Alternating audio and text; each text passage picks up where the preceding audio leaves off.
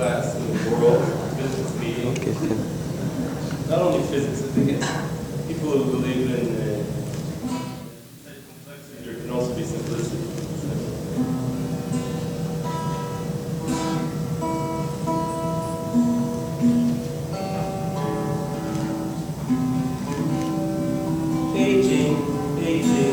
Aging here and there, aging everywhere. Now aging is a song that is universally sung. Aging is a thing you can ignore when you are young. But when you are older and begin to have dementia, you'll think back upon this meeting and wish you paid attention. Aging here and there, aging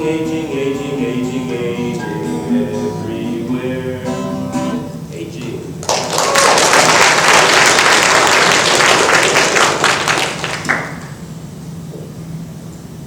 I always like to sing when I teach because it gets people to laugh and breathe.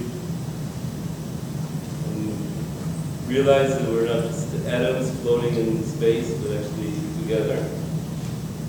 So I'm going to maybe use a couple more precious moments to ask you to maybe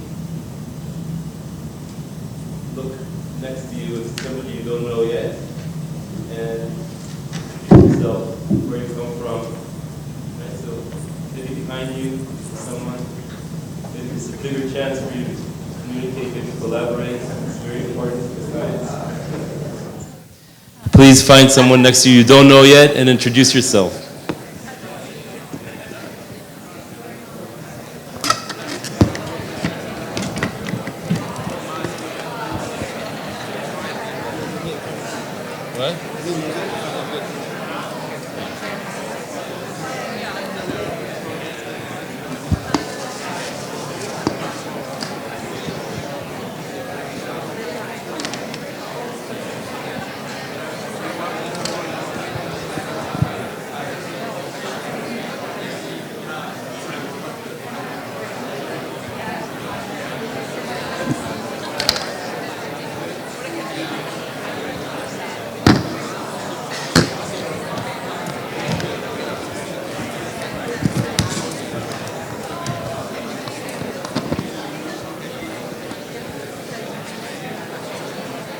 Okay, thank you.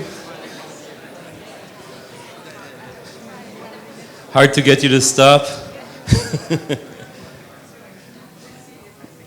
Great. So in this 20 minutes, I'd like to tell you about a kind of a theory of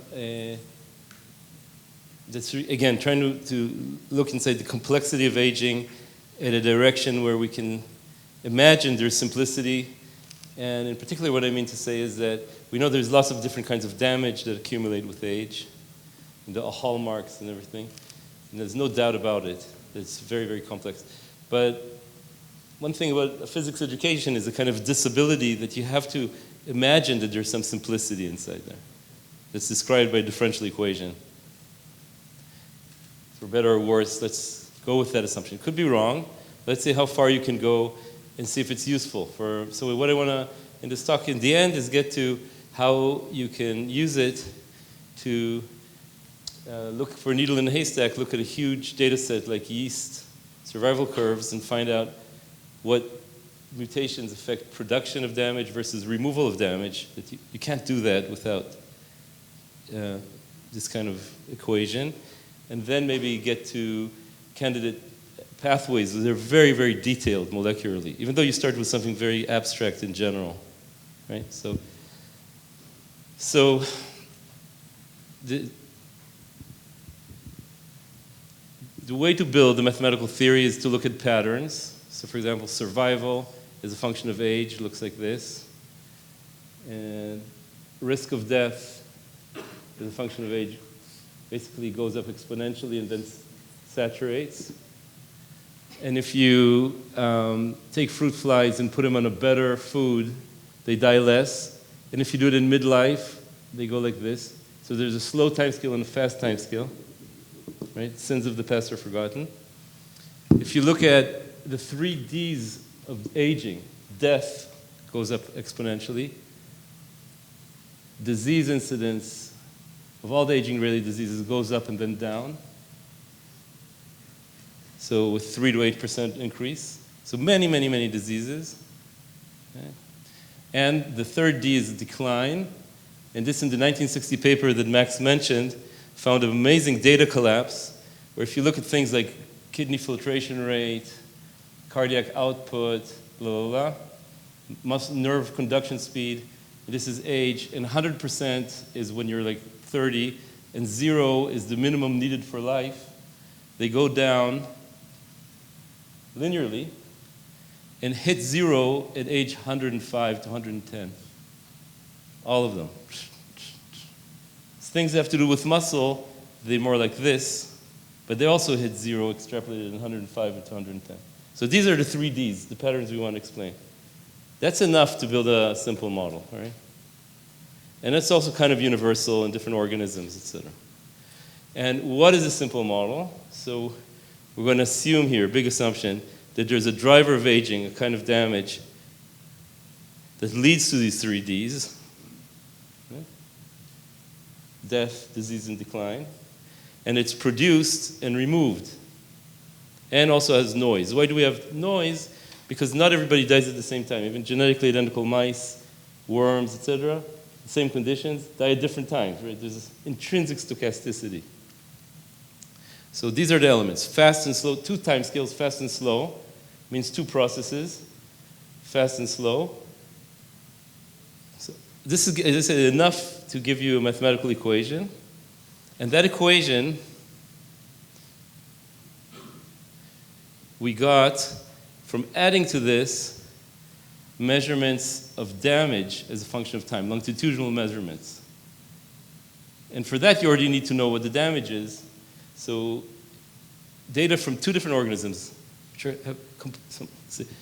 This equation is going to be agnostic to what the damage is. So it can work for E. coli, yeast, etc. Each one has a different kind of damage. We're just talking about the properties of the damage. Later, we can use it to find out what the damage is that's driving aging in each organism. So in mice, this is data on P16 luciferase, which is like a proxy for senescent cells, for 33 mice, etc. And in E. coli, it's a dye that goes through the membrane when the E. coli is starving, and you can see membrane permeability as they die. They have the Gompertz law. They die after about 100 hours. And from this data, you can infer what's the differential equation that describes the data, right? What's the differential equation that describes the data with the maximum likelihood and is as simple as possible. And that's how we got to this equation. And the equation says that there's 2 processes. One is an irreversible, or not irreversible, it's like something that accumulates in the organism that is not removed, and it accumulates linearly with time. We call these houses. They're built. And they're making garbage. The garbage is X, which is removed. But it's removed in a way that's saturating. So you have garbage trucks, but they can get filled up. Right? And then there's noise. So this is like a village where there's houses making garbage and the trucks are removing it. And the trucks go on strike once in a while, so garbage goes up and down like that. That's fine. But houses are being built, and before long it's a city. The city was not designed to be old, and the trucks don't change. You still have 100 trucks, but now they're saturated, and garbage goes through the roof. And when there's a strike, garbage goes even more.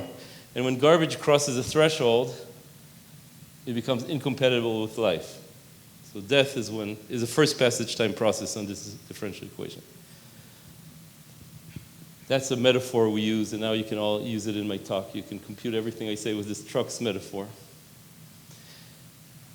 And it turns out this equation, which was calibrated on these mouse senescent cell data and E. coli data, which give the same equation basically, has all of these properties. So you ask, what's the first passage time? You get this kind of Weibullian kind of survival.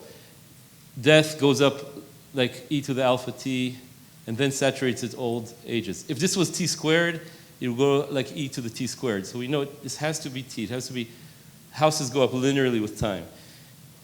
If you have another threshold for disease that only some people get, you get this. And we recently even got this linear decline, and that was, when I got that, I said, okay, this model explains too much.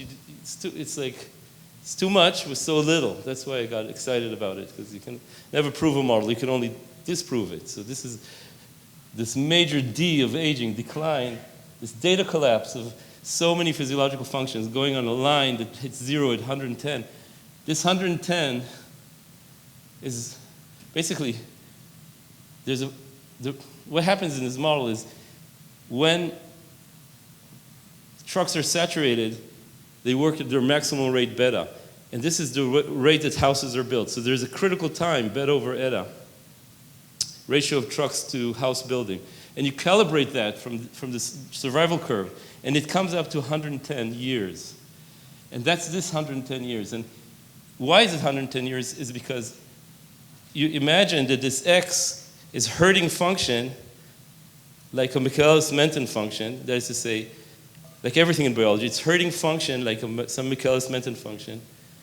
And this, on average, equals t. So you get this thing is linear in time, and you get this decline. So mathematically, you get all these 3Ds from the same equation. And because it's trained in physics, I say, wow. That's a rhetorical thing for me. It's like, and the properties of the noise. And Ben will talk about human heritability of lifespan. And Nave will look at these parameters across the tree of life in the poster, because different animals have different values. Basically, this eta controls the difference in lifespan between animals, where these are more constant. So there's lots of things you can do. But what I want to finish with is how you can use this to connect with molecular biology. Because when you say hallmark, like epigenetic dysregulation, that's a lot of things. But with this model, you can pinpoint H4K16 acetylation in the subtelomeric region in yeast, for example. How can you do that? The reason is that when you do an intervention, like a deletion in yeast, like Brian Kennedy and Kaberlin, is Matt here? So they made this amazing data set with thousands of yeast deletions, and for each one measured the survival curve. So for instance, you delete a gene and you live longer. The yeast live longer, right? This is replicative aging. Usually we care about the median lifespan or maybe the maximum lifespan. With this model, you look at the shape of this curve, you can tell, does it affect production, removal, noise, or threshold? So by the shape of the curve, you can dissect what this deletion does. Did I explain myself? So for example, if you play with the production of whatever it is that's accumulating, you get scaling. It's like time gets dilated, and the whole thing moves. So if median moves by 10%, the maximum will move by 10%. That's called scaling. It's covered by Nick Strustrup in 2016, the paper that made me move to aging, because I said, wow, there's a data collapse. Is Nick here? Huh? Okay. But if you play with the trucks, you get long life and steep. And if you play with the threshold, you have these early deaths. And you get, it's like, so the shape, from the shape, you can tell which parameter is moving and calculate your lifespan versus your steepness, the steepness of the curve. So if you play with the threshold, you're here. And if you play with the production, you're here.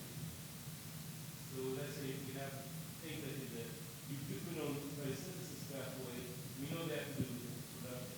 So if we have peroxide dismutase like one, we know that's to do with threshold. And many genes don't do anything. It's a way to look at the survival curve shape and do a genetic screen for genes that affect damage production, damage removal, threshold, and noise. And from that, you get these very well-defined biological clusters that I'm dying to discuss with Brian and Matt and yeast people. Who works on yeast here? You work on yeast? What system? What's your specialty? You're a mathematician? Great. So I just tell you what those two pathways are. So Nan Hao discovered a few years ago that yeast can die in two different ways, with long buds and round buds. These ones have nucleolar problems, and these ones have mitochondrial problems. So it's DNA and mitochondrial problems. And indeed, there's two clusters of genes, and the DNA one, we get histone 4K16 acetylation in the telomeric regions, causing open DNA and then aberrant transcription that causes R loops, collisions with the replication fork, because we get all the helicases that drive the replication fork here, and that causes double-stranded breaks. So this is very specific. And it has all the hallmarks, but a specific part of each hallmark. And the other mitochondrial one is weird. It's vacuole, which is like lysosome, gets deacidified because the mother keeps some proton pumps in to allow the daughter to make the vacuole acidic. But after a while, the vacuole becomes alkaline. That actually causes an amino acid imbalance with cysteine in the cytoplasm, which causes reactive oxygen species through the Fenton reaction that affects iron sulfur clusters in heme, causing the mitochondria to shut down, and lots of ROS in the cytoplasm. So that's, again, very detailed. So for example, we get all the one-carbon amino acid synthesis that has to do with cysteine, methionine, all the VATPAs of the vacuole, the Hobbs complex. So with these basically hypotheses, again, generated by mathematical model, it looks at the shape of the survival curve and tells you if the gene is affecting removal or production, etc. Our experiments that we're doing now with Liran Shlush is to look for these in human blood cells, to look at H4K16 acetylation histone in the telomeric regions of human blood stem cells and mature cells, vacuole deacidification, etc. And my speculation is that the DNA one will go for dividing cells, and the lysosome one will be for non-dividing cells like neurons. And indeed, in neurodegenerative diseases, you all know this vacuole deacidification, mitochondrial disease, protein aggregate, precursor to lots of neurodegenerative diseases. So anyway, it's very exciting for us to go from universal patterns of aging, measurements of damage, to a candidate differential equation. Now we can make many, many predictions with it and go down to a tool to analyze screens, basically, or to look for, to add resolution to the drive to look for upstream factors. In fact, I'd say there's two. Yeast first dies from there's two ways for yeast. The early deaths are from the mitochondrial one. When you do caloric restriction, it's abrogated, and you die from the DNA one. That's why caloric restriction. It's 1 minute for my talk or for questions? For my talk, great, yeah, doing fine.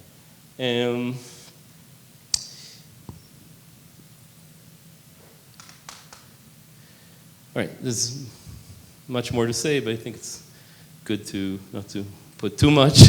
So maybe I'd really appreciate your questions. Now we have 5 minutes for questions.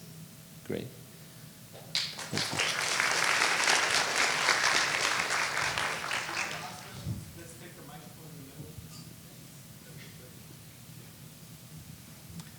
Hi, Uri. Can you hear me? Uri Yes. Alon from Monash University, Australia. Thank you very much. Great talk. Really interesting. I'm just wondering, how can you measure, via these equations, how can you measure interventions, like longevity interventions? If we do an exercise, for instance, or a type of exercise, how can you measure the sort of decline in damage and also incline, I guess, in lifespan or maybe even health span? Okay. Is this even possible? So suppose you're asking, suppose we do some anaerobic exercise, or you mean exercise or intervention? Yeah, exercise. For instance, if we have measurements of exercise, Sure. VO2 max or whatever, across lifespan. What can you do with this? Yeah. So one thing you can do with this is look at either decline, so like you know that VO2 max. Yeah. It's one of the best predictors. It's about unlike cardiac output, it is affected by exercise.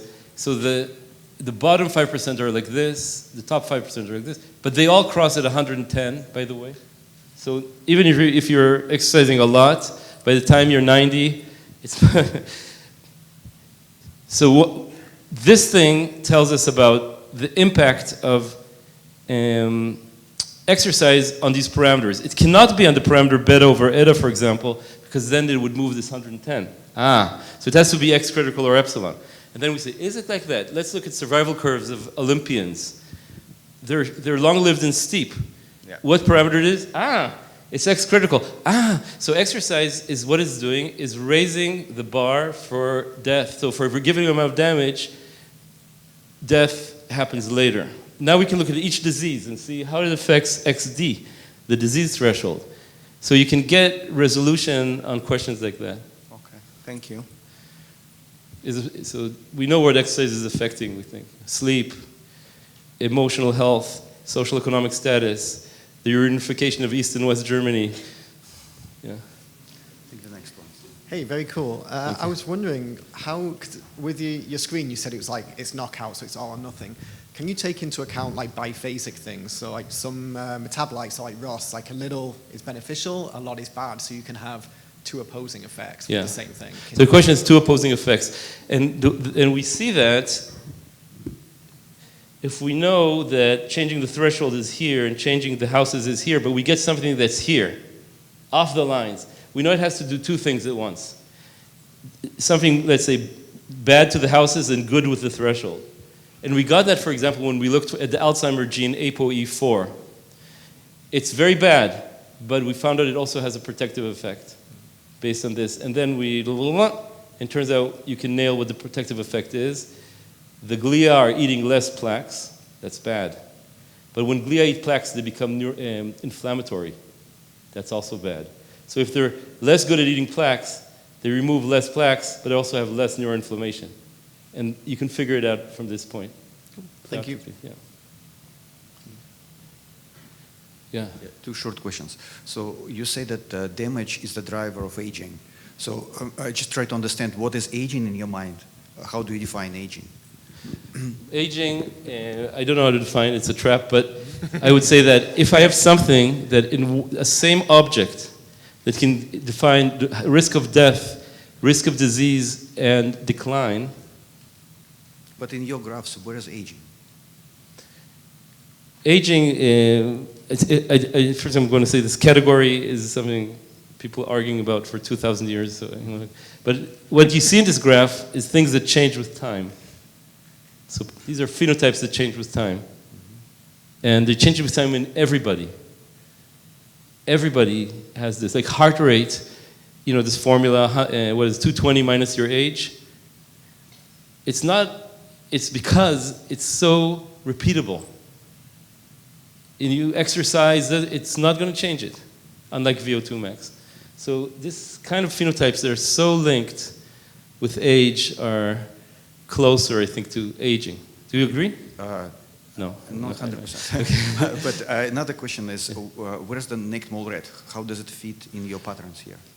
So I wish I had good hazard curve for naked mole rat, because I think we looked at it and we couldn't be convinced that the data is ripe enough. But this model is flexible enough to give you, for example, immortality. How do you do that? Instead of houses, I'm going to write here P. And another equation where houses are just produced. So this gives you a linear rise. But if they're also removed, houses reach a steady state. And then you don't have aging anymore. You have this. And then you can get things like infinite, like E. coli dividing, or organisms that are able to remove their houses. But I want to say that it's like an onion. It's not going to be just like there's at least in these two levels, and if you address both of them, yeast still die. So it's like an onion. There's going to be houses garbage. You address them, another layer. You address them, another layer. So I think even naked mole rat and things like that, if they can remove the houses, there will be a slower house that will get them in the end. So in humans, it could be cross-linking of the ECM. It could be stiffening of the artery, something that, or mutations even. We know they don't drive aging, but when you're 300, maybe they already will. So it's going to be a long sequence. But you can get immortality from this. Hey, I have two related questions as well, but first, that was a great answer. I'm not going to try to define aging. That's a trap. I'm going to remember that. So it seems like there are at least a couple of different categories. I'm torn because they said time is up. Oh, no. But so it's up to you, Jan. What do you think? Come on, Jan. First question. Yeah. All right, I'm going to ask them both then, Okay. Because they are related. So it seems like there are a couple of different kinds of interventions. Things like exercise you alluded to seem to square the curve. Things like caloric restriction, at least in laboratory animals, seem to increase both median and maximum That's lifespan. right. They're scaling, yeah. Yeah. Do you think that's going to be true in humans, and specifically with caloric restriction? And then related to that, and I'm going to mention this in my talk, we've spent 50 years and we haven't been able to do better than caloric restriction in mice, and I'm wondering if the math makes it seem like there's an upper limit on how much simple interventions can actually move. Yes. So this model suggests a fundamental difference between mice and humans. Humans have this T-critical 110 that's bigger than the median lifespan. And as far as we can tell, no human population, anything we can do can move that. In mice, you can. Caloric restriction does. VEGF does. I don't know. So I think mice, this number, which by the way in mice is 2 years, it's less than their median lifespan. So in mice, this number, in humans, it's a different thing. So that's in Navez's poster, I think. Humans, it looks to us, this is just speculation, are in the primate clade optimized for something that gives them very hard to move this, and also also mice, their decline in mouse years is like this. After 2 years, they're still alive, but they're like, how do you say, this thing you wash the floor with? Mops. They're very, very, humans at 80 are much better than mice at the equivalent. So that's because their bed over Edda is here. So I think it's going to be much harder in humans to move that. And like you say, caloric restriction does that in mice.